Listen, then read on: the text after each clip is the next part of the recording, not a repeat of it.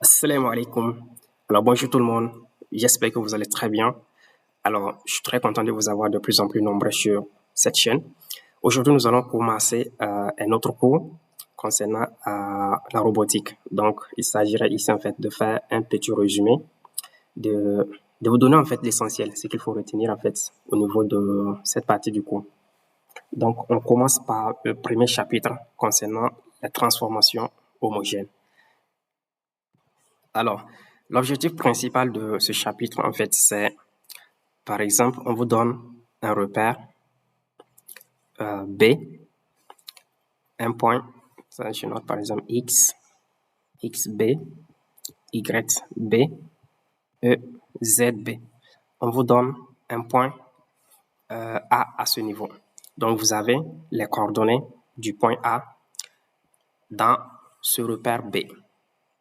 L'objectif, en fait, serait de trouver, en fait, les coordonnées du point A dans un autre repère. Par exemple, si nous prenons un repère, par exemple, O, avec XO, Y, Z, l'objectif, en fait, c'est de trouver les coordonnées de ce point par rapport, en fait, dans ce repère. Dans ce repère O. Donc, voici l'objectif principal de ce chapitre. Alors, dans un premier temps, il s'agira en fait de faire un petit résumé, c'est-à-dire vous donner l'essentiel de ce que vous devez retenir dans ce chapitre. Et après, nous allons directement passer à la correction en fait des TD relatifs à ce chapitre. Alors, par exemple, si vous êtes dans ce cas, alors nous savons bien que la position en fait, c'est-à-dire O, le vecteur OA. Vous avez OA ici. Donc, excusez.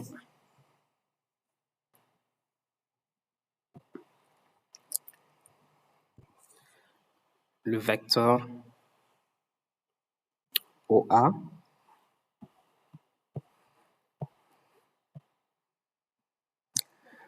dans le repère, dans ce repère, dans le repère O, c'est en fait égal à quoi?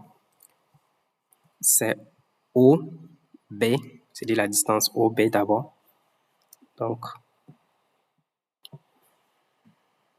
je prends une autre couleur. Plus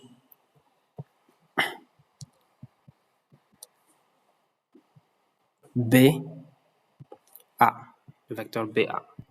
Alors, ce qui est intéressant, en fait, c'est que vous avez, en fait, les coordonnées de ce point, c'est-à-dire de l'origine de ce point, par rapport au repère 0.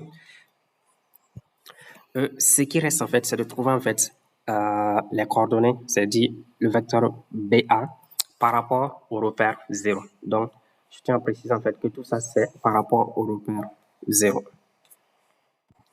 Alors, ici, en fait, vous avez quoi? Vous avez les coordonnées du point A, mais par rapport au repère B. Vous avez les coordonnées du point A, mais par rapport au repère B. Donc, vous n'avez pas les coordonnées du point A par rapport au repère 0. Alors, or, nous savons en fait que les coordonnées de B à B, en fait, c'est l'origine de ce repère. Ce n'est rien d'autre que une rotation du repère 2 par rapport au premier repère ici, multiplié en fait par les coordonnées du, donc dans le repère B, de B à. Alors, ainsi, on peut dire en fait que OA par rapport au repère 0, c'est égal à quoi? C'est OB par rapport au repère 0 plus une rotation du repère, je mets ici 0, là je mets du repère B par rapport au repère 0, une rotation, multipliée en fait par les coordonnées de BA par rapport au repère B. Donc nous avons tous ces données, donc facilement nous pouvons obtenir en fait les coordonnées du point A par rapport au repère 0. Alors je prends un exemple pour que vous puissiez mieux comprendre. Alors, pour l'exemple, à ce niveau, vous avez en fait deux repères. Vous avez premièrement le repère A et deuxièmement le repère B. Donc, vous avez le point B et le point P qui est donné en fait dans le repère B. Et l'objectif en fait, c'est de trouver les coordonnées du point P dans le repère A. Donc, qu'est-ce qu'on va faire? On va appliquer en fait cette formule. Alors, pour cette formule, en fait, qu'est-ce qu'on va faire? On va d'abord en fait trouver deux choses. La première des choses, c'est de trouver en fait le vecteur AB, les coordonnées du vecteur AB dans le repère A. Donc, si nous sommes dans le repère A, donc c'est l'origine, alors le vecteur AB va être, de là à là, ça va être combien? Suivant X, ça va être 0. Suivant Y, donc ça va être 3. C'est 1, 2, 3. Donc ça fait 3. E suivant Z, donc ça fait 1. Donc le point B est situé en fait à 0, 3, E1. Donc après cela, qu'est-ce qu'on aura besoin? On aura besoin en fait de trouver la position de P dans le repère B. Alors la position de P, donc je peux prendre de là à là, B, P, suivant X de B, ça fait 0. Suivant Y, donc là c'est 1, là c'est 1. Suivant Y, c'est 1. Suivant Z, c'est 1. Donc là, c'est dans le repère B et là, c'est dans le repère A. Donc une fois que vous avez repéré en fait ces deux, donc c'est presque fini. Maintenant, on va dire maintenant en fait que les coordonnées de P, donc je peux dire A, P, dans le repère A, ça va être d'abord AB, vecteur A, B, dans le repère A, plus la rotation. Donc, la rotation du repère B par rapport à A, multiplié en fait par les coordonnées B, P, dans le repère B. Alors là, il reste maintenant à trouver en fait cette matrice de rotation. Donc, essayez de suivre très attentivement parce que c'est un peu délicat ici. Bon, c'est pas compliqué. Alors, pour la matrice de rotation, en fait, qu'est-ce qu'on va faire? C'est une matrice 3 x 3. Donc, vous avez R11, R12, R13, R21, R22, R23, R31, R32, R33. Donc, c'est une matrice 3 x 3. Là, on sera à trouver en fait les différents éléments en fait qui figurent ici. Alors, je vous explique. Par exemple, pour trouver par exemple la première colonne, donc on s'intéresse seulement à l'axe X du repère B. C'est-à-dire ici, on s'intéresse toujours en fait au deuxième repère. C'est-à-dire comment on a fait en fait, quelles sont les rotations des axes que nous avons fait pour obtenir le repère B. C'est-à-dire en partant du repère A, quelles sont les transformations, les rotations que nous avons fait pour obtenir en fait le repère B. Donc, la première colonne va concerner seulement l'axe X. Par exemple, pour obtenir l'axe X du repère B, alors en partant du repère en partant du repère A, quelles sont les transformations en fait des axes que nous avons fait. Donc, la deuxième colonne va concerner le YB. Alors, quelles sont les transformations, en fait, les rotations que nous avons fait?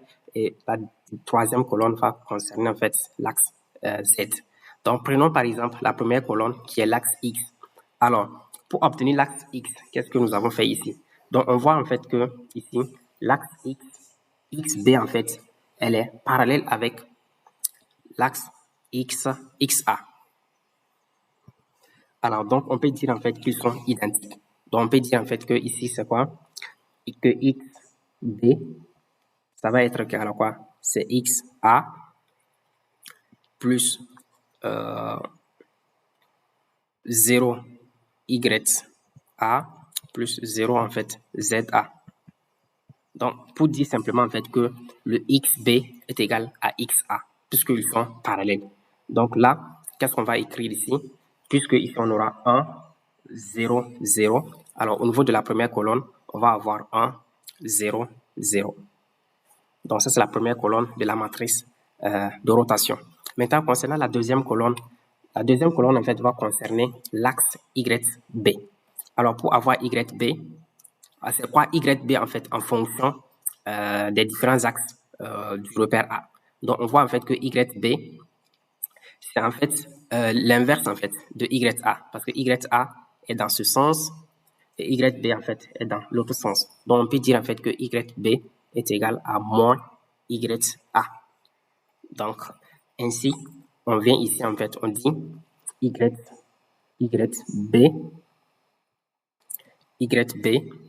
donc c'est quoi? Donc, on a toujours trois données. Donc, premier, en fait, c'est X, Y et Z. Donc, on peut dire que c'est 0 XA moins YB plus ZB. Bon, 0 ZB. Puisqu'en fait, on a YB qui est égal à moins, ça c'est YA, ZA. Puisqu'on a YB qui est égal à moins YA, alors le reste, en fait, on va mettre 0. Donc, pour la deuxième colonne, on va mettre quoi? X, Y, Z. Donc, X, ça fait 0. En Y, ça fait moins 1. Et en Z, ça fait 0. Donc, pour dire que YB est égal à moins YA. Donc, pour la troisième colonne, comme je l'ai dit, ça concerne l'axe Z. L'axe Z du deuxième repère, donc du repère B. Alors, l'axe Z ici, c'est égal à quoi? Lorsqu'on regarde, on voit en fait que l'axe Z ici, ZB, est parallèle en fait avec ZA. Donc, on peut simplement dire que ZB est égal à ZA. Donc, là maintenant, qu'est-ce qu'on va dire? Bon, on peut aussi écrire que c'est égal à quoi? C'est 0 XA plus 0 YA plus ZA maintenant. Voilà. Et là maintenant, on va écrire maintenant que ZB, les coordonnées en fait, on va mettre X0, Y0 et l'autre ça fait 1. Donc voici en fait les trois colonnes concernant la matrice de rotation. Et là maintenant, on va les mettre tous ensemble pour avoir une matrice, c'est-à-dire la rotation du repère B par rapport au repère A. Donc d'abord la première colonne qui est égale à 1, 0, 0. 1, 0, 0. La deuxième colonne, ça fait 0, moins 1, 0. Et la dernière colonne, 0, 0, 1. Et là, maintenant, pour obtenir les coordonnées du point P dans le repère A, il faut juste appliquer en fait cette formule. C'est AB dans le repère A plus la matrice de rotation multipliée en fait par le point P dans le repère B. Donc, qu'est-ce que nous avons ici? Nous avons déjà AB dans le repère A qui est égal à 0, 3, 1. Donc, on va dire que AP dans le repère A, ça va être 0, 3, 1 plus la matrice de rotation que nous avons ici. 1, 0, 0, 0, moins 1, 0, 0, 0, 1, multiplié par quoi ici? Multiplié en fait par les coordonnées de points du point P dans le repère B. Donc c'est ça, c'est 0, 1, 1. Alors, 0, 1, 1. Donc il vous suffit juste de faire ce calcul pour obtenir en fait les coordonnées du point P dans le repère A. Alors là, en fait, c'est juste un exemple que j'ai pris en fait pour pouvoir vous expliquer les formules que nous avons vues. Alors, nous allons poursuivre avec la suite. Maintenant, de façon générale, en fait, on essaie de noter par exemple cette formule. Par exemple, AP, coordonnées de AP dans le repère A.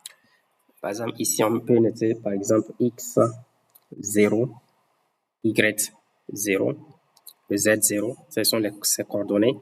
Plus, en fait, pour la matrice de rotation, nous avons déjà vu qu'on peut noter R1, par exemple, R12, R13, R21, R22, R23, R31, R32, R33, multiplié en fait par coordonnées. Là, on peut noter par exemple X2, Y2, Z2. Alors, si on essaie de faire en fait ce produit, on va se retrouver par exemple avec quoi?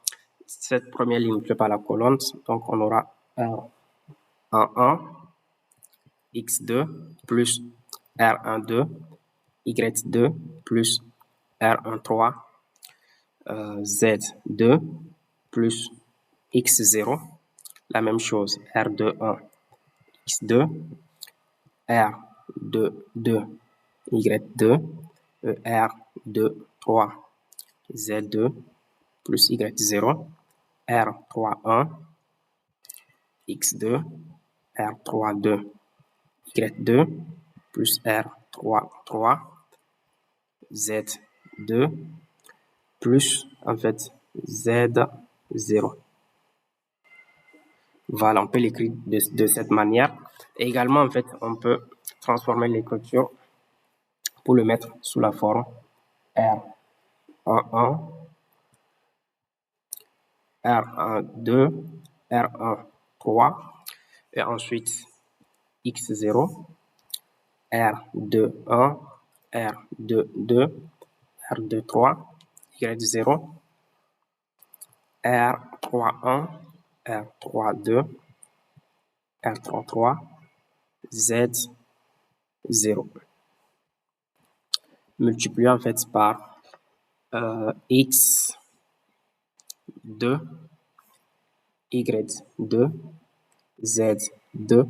Maintenant, pour combler, en fait, on va mettre 1 ici, parce qu'ici, nous avons 4 lignes. Donc, il faut, nous avons 4 colonnes ici. Alors, ici, il faut avoir 4 lignes. Maintenant, pour combler, on complète par 0, 0, 0 et 1. Donc, en général, en fait, vous allez voir en fait cette notation.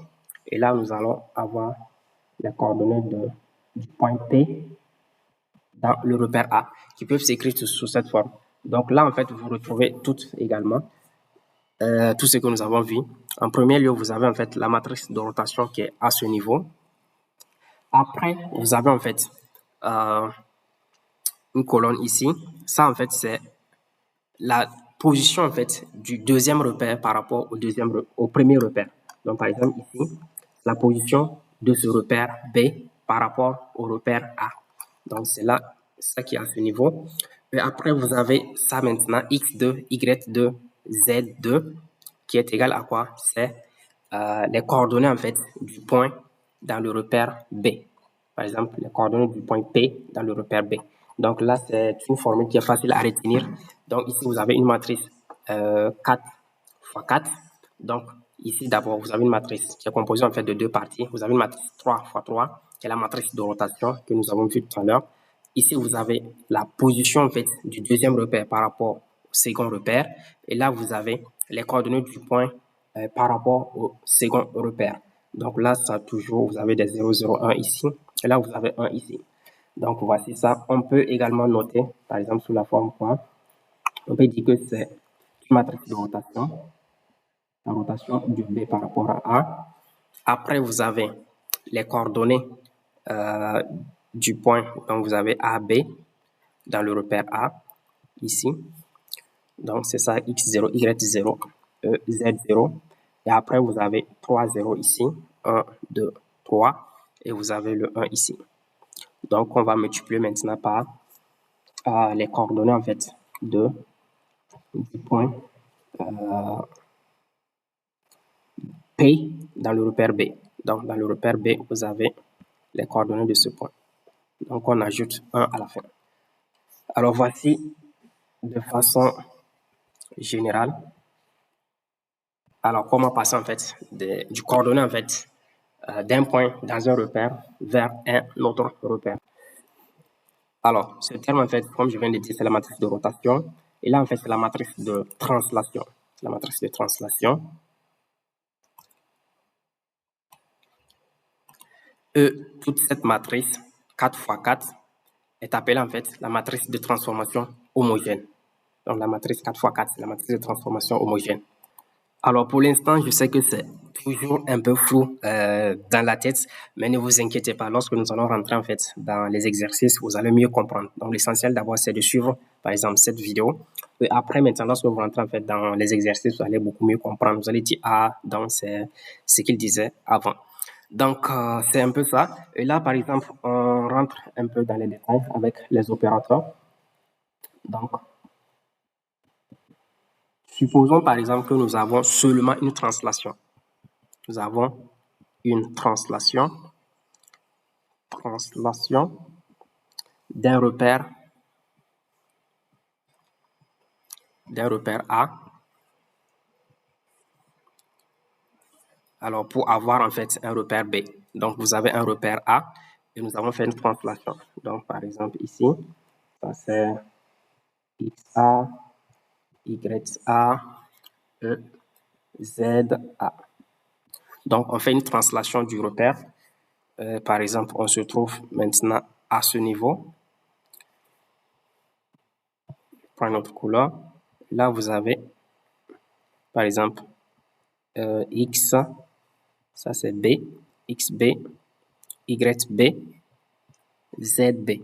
Donc là, qu'est-ce qu'on a fait? On a juste fait une translation du repère A par rapport au repère B. Il n'y a pas eu en fait de rotation. Alors, comment savoir en fait que nous avons fait uniquement de la translation et qu'il n'y a pas de rotation? Donc, lorsque en fait les axes sont identiques, lorsque vous avez XB est égal à XA, donc ils sont parallèles en fait. XB parallèle à XA, vous avez Y de B parallèle à Y de A, Z de B parallèle à Z de A. Donc, cela signifie en fait que le repère B a été obtenu juste par translation. Donc, on a juste translaté quoi? Le repère A. Donc, voici le vecteur translation. On a juste translaté le vecteur A. Il n'y a pas eu, en fait, de rotation. Et dans ce cas, en fait, on peut vous demander, en fait, de trouver la matrice de transformation homogène. Donc, c'est-à-dire la matrice 4x4 que nous avons vue ici. Alors, à ce niveau, en fait, la matrice de transformation homogène, nous savons déjà, en fait, que c'est une matrice 4x4. Par exemple, ici, vous avez, donc à l'intérieur, vous avez une matrice 3x3 qui est une matrice de rotation. Maintenant, puisqu'il n'y a pas eu de rotation, qu'est-ce qu'on va faire?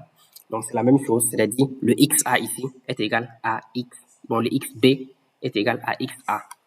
Donc, vous allez faire ici, par exemple, 1, 0, 0. Le Y, donc ça va être 0, 1, 0. Et pour les Z, c'est 0, 0, 1. Donc là, je vous explique. Bon, c'est très facile. Vous avez par exemple XB. Vous pouvez faire en fait ce que nous avons fait tout à l'heure. XB en fait qui est égal à quoi? À XA plus 0 YA plus 0 ZA. Et là, ça vous donne quoi? Sous forme, par exemple, ça c'est 1, 0, 0. Donc c'est 1, 0, 0. Maintenant, c'est la même chose pour YB. Vous pouvez dire en fait, nous avons YB qui est égal à YA. Donc on peut dire que c'est 0XA plus 1 YB plus 0 ZB. Donc sous forme de coordonnées, on peut noter 0, 1, 0. Donc c'est la même chose également que ZB. Z de B est égal à Z de A. Donc c'est 0, XA, 0, YA, 1. Maintenant au niveau de Z. Donc lorsque vous n'avez pas de rotation, donc vous avez toujours ça en fait. Donc c'est 1, 0, 0, 0, 1, 0, 0, 0, 1. Donc c'est quelque chose à retenir parce qu'il ne faut pas à chaque fois en fait faire ceci. Donc cela va prendre assez de temps. Donc après maintenant, qu'est-ce que nous avons? Nous avons fait en fait la matrice de rotation. Donc après, il faut ajouter par exemple ici 3 0 en bas. Donc 1, 2, 3. 1, 1 ici. Donc voici le 1 à ce niveau. Et qu'est-ce qu'on doit compléter ici? C'est en fait la translation. Ça, c'est la matrice de translation. C'est de combien en fait on a translaté le repère A. Donc là, par exemple, vous allez chercher les coordonnées en fait de l'origine du repère B. Par exemple, c'est ici. C'est à ce niveau. Je suppose, par exemple, ça c'est 2. Et là, par exemple, c'est 2. Donc là, vous allez avoir suivant X, A, ça va être 0. Donc, suivant Y, vous avez 2. Et suivant Z, A, vous avez 2. Donc, voici votre matrice de transformation homogène donc, dans ce cas. Alors, la même chose que nous avons vu tout à l'heure, par exemple, si vous avez un point M à ce niveau, donc vous avez les coordonnées du point M dans le repère B. Donc, vous avez les coordonnées du point M dans le repère B. On vous demande de trouver en fait les coordonnées du point M dans le repère A. Qu'est-ce que vous avez à faire? C'est de prendre seulement la matrice de transformation homogène, multiplier en fait par les coordonnées du point M dans le repère B. C'est très simple que ça. Alors maintenant, nous avons vu tout cela, mais une question en fait s'impose. Par exemple, si nous voulons maintenant la matrice de transformation homogène du repère A par rapport au repère B, c'est-à-dire on considère le repère B comme étant le repère initial et on veut trouver en fait la matrice de transformation homogène de A par rapport à B, c'est-à-dire B c'est l'initial et on a fait des transformations pour obtenir le A. Donc, on vous demande maintenant de trouver en fait la matrice de rotation, c'est-à-dire quelles sont les rotations que nous avons fait pour obtenir le A et également la translation, etc. Donc là, vous n'avez pas en fait à vous casser la tête. Donc, si vous avez en fait initialement, si nous avons calculé la matrice de transformation homogène de B par rapport à A, donc là en fait c'est le A qui est initial, le A c'est le repère initial, et le B, en fait, c'est le final.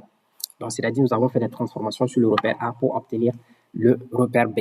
Donc, si vous avez, par exemple, obtenu cette matrice de transformation homogène, je note que c'est une matrice de rotation de B par rapport à A. Ensuite, vous avez 4, 0. Et après, vous avez les coordonnées du point, par exemple, du point B, du point M dans le repère B. C'est-à-dire vous avez une matrice 4 x 4. Maintenant, pour trouver maintenant la matrice de transformation homogène de A par rapport à B, c'est-à-dire maintenant on considère le B comme étant le repère initial et on essaie maintenant de trouver en fait pour le A sera considéré comme le repère final. Alors qu'est-ce que vous allez faire ici? C'est juste, vous allez prendre juste l'inverse en fait de cette matrice de transformation homogène. Donc c'est ce que nous avons obtenu, la matrice de transformation homogène que nous avons obtenue au départ, moins 1, l'inverse. Alors là, comment calculer l'inverse? Donc vous avez une matrice 4 x 4. Alors pour l'inverse, c'est très simple. Donc vous allez prendre également la même matrice initiale. Et là, vous allez faire par exemple à ce niveau, vous allez faire en fait la transposer. Donc vous allez avoir A, donc c'est la matrice de rotation. Vous allez faire la transposée en fait de la matrice de rotation. Donc en bas, vous allez toujours avoir vos 3, 0, 1. Et pour ce coordonner en fait, pour ça, vous allez prendre moins la matrice de rotation, la transposer, multiplier en fait par BM.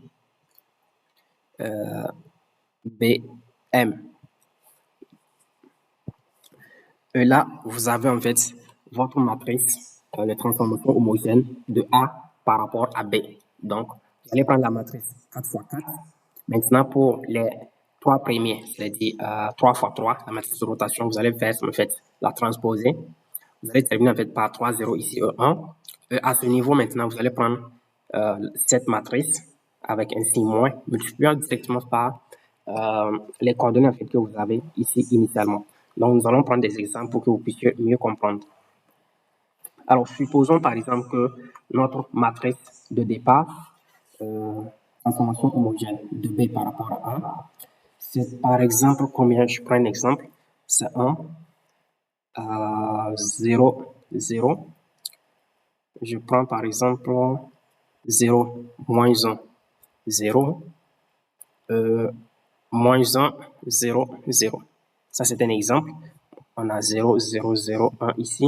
Et là, vous avez 3, 7 et 0. Alors, supposons que vous avez votre matrice de transformation homogène de B par rapport à A, initialement comme cela. Et on vous demande de trouver en fait l'inverse, c'est-à-dire la matrice de transformation homogène de A par rapport à B. Donc, qu'est-ce que vous allez faire? On dit directement que c'est l'inverse du premier. C'est encore égal à quoi? Comme je viens de le dire, vous allez prendre pour la matrice 3 x 3, la matrice de rotation, vous allez prendre la transposée. Donc là, vous allez faire une transposée de ça. Alors, les lignes deviennent les colonnes et les colonnes deviennent des lignes. Donc, vous allez avoir 1, 0, moins 1. Ensuite, 0, moins 1, 0. Et 0, 0, 0. Donc, voici la, transposée. Après, vous allez continuer, compléter par ces 0 avec un 1. Maintenant, pour compléter maintenant avec ce qui reste ici, donc vous allez faire quoi? Vous allez faire ce produit. Donc, vous allez prendre moins. Donc, nous allons essayer de faire quelque part ici, que ce soit visible la formule, l'application numérique. Alors là, maintenant, vous allez prendre, vous avez ainsi moins ici, cette formule, vous avez moins. Après, c'est la transposer. Donc, c'est ce que nous avons fait ici. Donc, 1, 0, moins 1. Donc, c'est 1, 0, moins 1. Après, vous avez 0, moins 1, 0. 0, moins 1, 0. Et pour terminer maintenant par 0, 0, 0. Donc, c'est moins multiplié en fait par les coordonnées. Donc, multiplié par les coordonnées initiales. Donc, multiplié en fait par ceci. Alors, là, vous allez apprendre 3, 7, 0. Et là, vous allez avoir combien? Vous avez toujours le moins. Donc, vous allez avoir 3, moins 7. Après, vous allez avoir moins 3, si je ne me trompe pas. Donc, essayez de revérifier en fait les calculs. Si on fait entrer en fait le signe moins, ça fait moins 3, 7, 3. Donc, voici ce que vous allez mettre ici. C'est moins 3, 7, 3. Donc là, c'est moins 3, 7, 3. Et vous avez fini directement avec votre matrice de transformation homogène de A par rapport à B. Alors, il n'y a pas à se casser la tête à ce niveau. Il faut juste retenir en fait cette formule. C'est fini. Alors maintenant, je vous donne par exemple des notions très importantes à retenir que nous allons revenir au plus tard dans les exercices. C'est par exemple au niveau des transformations. Donc lorsque on fait, je vais écrire ça, quand on fait en fait la transformation ou une transformation par rapport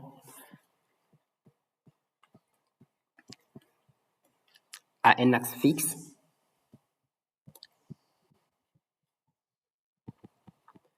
alors on fait une multiplication.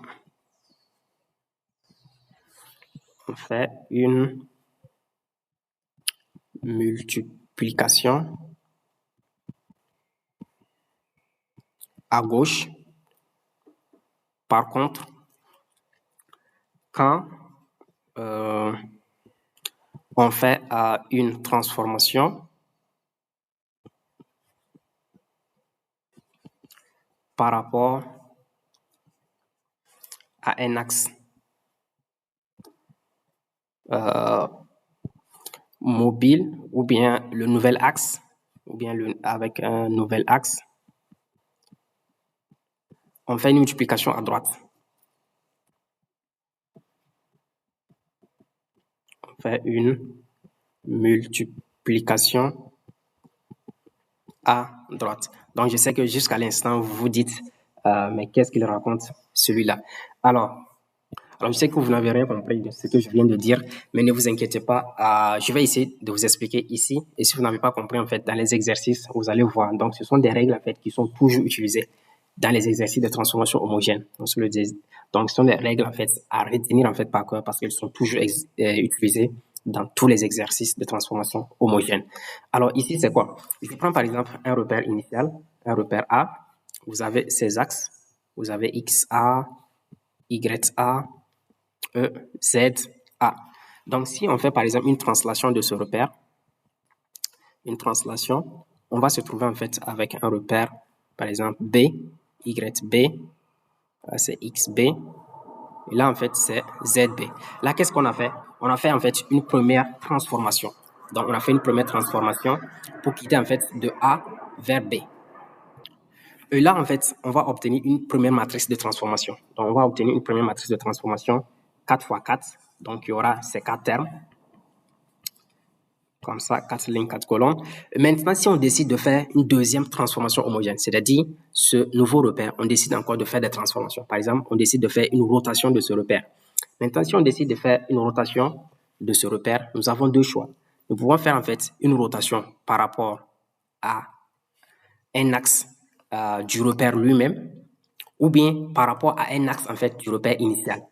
Donc, si on décide de faire une rotation par rapport à un axe du repère lui-même, c'est-à-dire du nouveau repère plutôt, qu'est-ce qu'on va faire en fait? On va obtenir également une deuxième matrice de transformation homogène. Donc, on va obtenir une deuxième matrice de transformation homogène qui est 4 fois 4. Alors maintenant, lorsqu'on demande maintenant de trouver en fait la matrice de transformation résultante, c'est-à-dire des deux transformations, qu'est-ce qu'on va faire? On a deux matrices. Alors qu'est-ce qu'il faut faire? Il faut faire en fait un produit. Maintenant, vous savez en fait qu'au niveau des matrices, A fois B en fait est différent en fait de B fois A. Maintenant, ici, c'est l'ordre. Maintenant, la question qui se pose, c'est l'ordre. Donc, ici, on dit, lorsque on fait une transformation par rapport en fait à un axe mobile ou bien à un nouveau axe ici, donc on fait une multiplication à droite. Donc, qu'est-ce qu'on a ici? Ici, on va prendre la première matrice que nous avons obtenue, multipliée en fait par la deuxième matrice en fait que nous venons d'obtenir. Donc, on fait une multiplication à droite ici. Cependant, si la deuxième transformation homogène était en fait par rapport à un axe fixe, par rapport par exemple à YA ou bien à XA ou bien par rapport à ZA, alors qu'est-ce qu'on allait faire en fait? On allait obtenir aussi une matrice 4 fois 4. Alors, si on demande de trouver maintenant la matrice résultante de la translation et de la rotation, alors qu'est-ce qu'on va faire? On va prendre cette matrice que nous avons obtenue, multipliée en fait par la première matrice.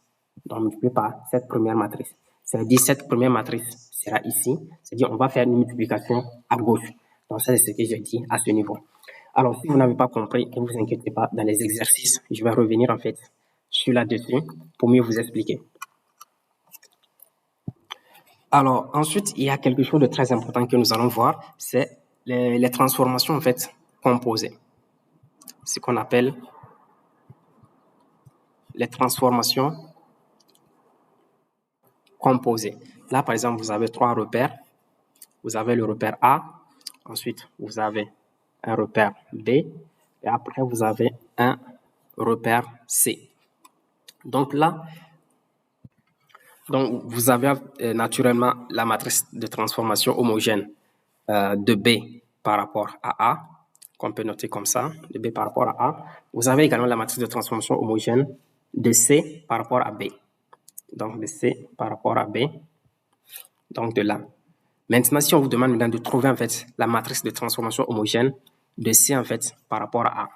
Donc c'est vrai en fait que vous avez cette matrice de transformation homogène, vous avez également de là à là. Mais si on vous demande de trouver la matrice de transformation homogène de A, de C en fait par rapport à A, qu'est-ce que vous allez faire? Donc ici en fait nous savons, il faut juste utiliser en fait la règle. Vous avez la matrice de transformation de A par rapport à C qui est égale en fait à la matrice de transformation de B par rapport à A multiplié par la matrice de transformation de C par rapport à B. Alors, c'est un peu ça. C'est comme les relations de Charles, en fait, que nous avons vues. Par exemple, que AC est égal à, par exemple, AB, par exemple, plus BC. Donc, c'est comme ces relations que nous avons vues. Donc là, par exemple, vous pouvez dire en fait que le B et B vont se supprimer. Vous allez avoir toujours le AC. Donc, ça donne AC, la matrice de transformation homogène. C'est comme ici, en fait, vous allez dire que le B et B vont partir, ça reste AC. Donc, c'est un peu pareil. Donc, de la même manière, on peut dire, par exemple, que si on prend AB plus BC, donc, cela, c'est pas un vecteur, plus, par exemple, CD, plus, par exemple, DA. Alors, qu'est-ce que vous allez obtenir? Alors, par exemple, ici, on vous demande, par exemple, c'est quoi en fait le résultat. Donc là, on peut dire, par exemple, que le B vont partir, le C également, le C vont partir, et le D vont partir. Il me reste en fait A et A. Donc, qu'est-ce qu'on va avoir? On voit A, c'est-à-dire, en fait, c'est la matrice de transformation homogène du repère A par rapport au repère A. C'est-à-dire, il n'y a pas eu de translation ni de rotation. Donc, on va obtenir, en fait, une matrice 4 x 4, ce qui est égal, en fait, une matrice identité. Donc, on va obtenir 1, 0, 0, 0, 0, 1, 0, 0, 0, 0, 1, 0, E, 0, 0, 0, 1. Donc, voici ce qu'on va obtenir, une matrice identité. Donc, ce sont des choses, en fait, à maîtriser. Par exemple, on peut, par exemple, dans un exercice, vous demander ça, ou bien, par exemple, poser une question qui va vous amener, en fait, à exploiter, en fait, cette propriété concernant la transformation composée. Alors, la dernière des choses que je vais aborder dans cette vidéo, qui est aussi très, très important, donc il faut bien vous concentrer. Donc, ce sont quelques formules. Donc, je vous donne 3 formules qui est très, très, très utile au niveau des transformations homogènes. Donc, par exemple, on vous donne, par exemple, un truc, un repère. Je prends un repère A. Vous avez XA, vous avez YA et vous avez ZA. Alors, lorsque on fait par exemple une rotation par rapport à un axe Z, là vous avez une matrice de rotation. Lorsqu'on fait une rotation par rapport à un axe Y, vous avez une autre matrice de rotation. Lorsqu'on fait par exemple par rapport à X, vous avez aussi une autre matrice de rotation. Maintenant, il y a une formule en fait qui généralise ça. Donc, lorsque vous avez une rotation par rapport, donc vous avez une rotation par rapport à l'axe Z d'un angle θ, toujours la matrice de rotation que vous allez utiliser, c'est cos θ, sinus θ, et là 0. Là, vous allez utiliser moins sinus θ, cosinus θ, E0. Et là, c'est 0, 0, E1. Donc, toujours lorsque vous avez une rotation par rapport à un axe Z, voici la matrice de rotation que vous allez utiliser. Lorsque vous avez une rotation par rapport à un axe Y d'un angle θ, alors la matrice de rotation qu'il faut utiliser, c'est cos θ, 0, moins sin θ, alors 0, 1, 0, et là c'est sinus θ, 0, et cosinus θ. Donc toujours, lorsque vous avez une rotation par rapport à un axe Y d'un angle θ, voici la formule à utiliser. Et finalement, lorsque vous avez une rotation par rapport à un axe X d'un angle θ, à ce niveau, la matrice à utiliser, la matrice de rotation. Donc c'est 0, 0, là c'est cos θ, sinus θ, moins sinus θ, cosinus θ. Donc voici la matrice de rotation à utiliser. Donc ce sont des formules en fait qui sont toujours utilisées. Donc c'est mieux en fait si vous pouvez en fait les retenir par cœur. Là vous n'allez pas en fait vous casser la tête pour voir par exemple pour le repère, deuxième repère, comment on a fait par rapport à X, par rapport à Y, par rapport à Z. Donc vous n'allez pas en fait vous soucier. Donc il faut juste mettre la formule et remplacer en fait l'angle par sa valeur. Par exemple pi demi ou bien pi ou bien θ moins pi demi ou θ moins pi. Donc c'est ça. Maintenant, il y a quelque chose également que je vais aborder à ce niveau qui est très important. C'est concernant en fait les sens horaires ou bien sens trigonométriques, etc. Donc vous avez en fait le cercle trigonométrique qui est à ce niveau. Donc vous avez l'axe des cosinus, vous avez également l'axe des sinus. Alors si on fait en fait une rotation dans ce sens, ça en fait c'est le sens trigonométrique. Pourquoi c'est le sens trigonométrique? Parce que en fait, les angles, on peut dire ça commence ici, vous avez 0, après vous avez pi sixième, après vous avez pi tiers, après vous avez, vous avez pi quart, vous avez pi tiers, vous avez pi demi, etc. Donc, c'est le sens trigonométrique. Donc, le sens montant, c'est ce sens. Maintenant, nous avons également un autre sens, c'est le sens horaire. Sens horaire, en fait, c'est comme l'heure, en fait. Vous avez l'heure, vous avez 12 ici, si je ne me trompe pas, etc. Donc, la montre, en fait, fonctionne comme ça. Vous avez l'heure, minute, seconde. Donc, vous avez ceci. Donc, ceci. par exemple ça, la seconde. Donc, l'aiguille, en fait, bouge dans ce sens. Donc, ça, c'est le sens horaire. Donc, le sens horaire, en fait, c'est anti-horaire. Donc, c'est opposé, en fait, au sens trigonométrique, plutôt. C'est anti-trigonométrique.